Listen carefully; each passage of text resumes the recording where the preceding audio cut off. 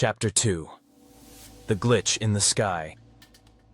The first scream came from above. Not loud, not panicked. Just a thin, wavering thread of sound that didn't match the calm hum of London morning traffic. Mara heard it before anyone else did.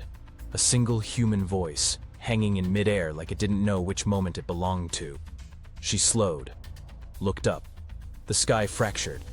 Not visibly, not with cracks or lightning. It fractured in the way a reflection fractures when someone taps a mirror. A ripple bent the air above the Thames, subtle but unmistakable. A shimmering distortion tearing through the blue. And then the plane jumped. One instant it was banking right, steady in its descent path toward Heathrow. The next it flickered, vanished, and reappeared 2 degrees higher, nose tilted at a sharper angle, as if the universe had second-guessed its own choreography. Mara froze mid-stride. No one else reacted. The commuters on the bridge kept walking, eyes down, earbuds in, minds locked into playlists and work calls. A cyclist cursed at a taxi. A bus trundled across Westminster. The world continued its script. But Mara had just watched an aircraft reappear as if someone had edited the sky and pasted it back incorrectly. Her breath caught. She tracked the plane with the precision of a sniper's sight picture. The angle was wrong. The trajectory was wrong. The turbulence wake was wrong. She whispered to herself.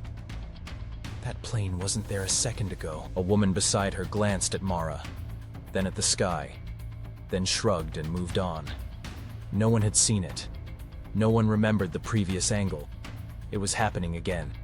The missing 47 minutes. The man in the alley who disappeared between frames. The messages. Run. They know. She swallowed the dryness in her throat and kept watching. The plane stuttered. A brief hitch in its motion, like one frame of a film strip had been skipped. A staccato jerk. Barely perceptible unless you were already looking for it. Mara was already looking for everything. She tapped her phone camera open, zooming in. The device shook in her hand. Not with fear, but with the vibrating tension of a mind already running classification protocols. The recording captured the plane, then caught something else. A ripple behind it. Something invisible, except where it distorted light particles around it. A faint, shimmering sphere trailing the aircraft like heat haze, its edges bending the sky in wrong, unnatural ways. She whispered, "What the hell are they doing?" A voice drifted over her shoulder. "Beautiful morning, isn't it?" Her heart jolted. She turned fast. A man stood beside her. Clean-shaven, mid-40s. Expensive suit. Gray scarf draped casually around his neck. His hands were in his pockets. His expression mild. She had seen him before. A flash in her mind. Holborn. The alley. A silhouette blocking her escape route. Then the timeline had flickered and he'd vanished. He was watching her now, with eyes that gleamed like sharpened glass. Mara subtly shifted her weight. 1 inch back, ready to pivot, to run, to strike. The man smiled without warmth. "You saw it," he said. She didn't answer.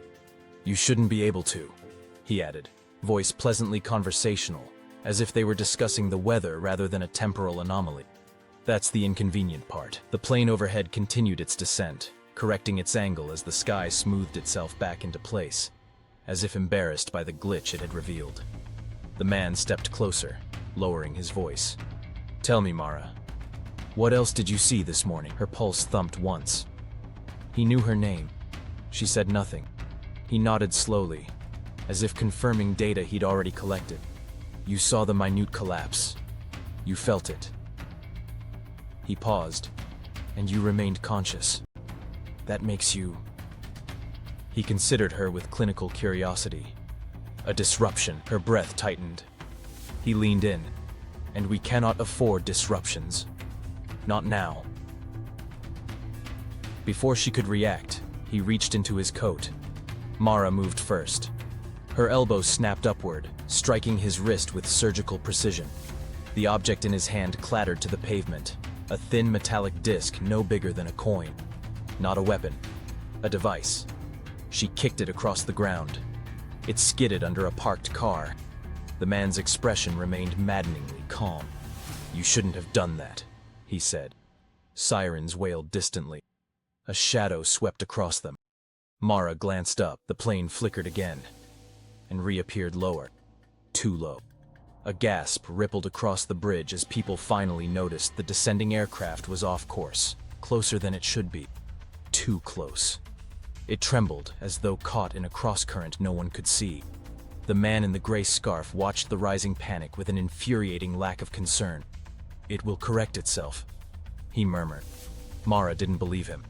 The plane shimmered. Once. Twice. As if sliding between two possible positions in the sky.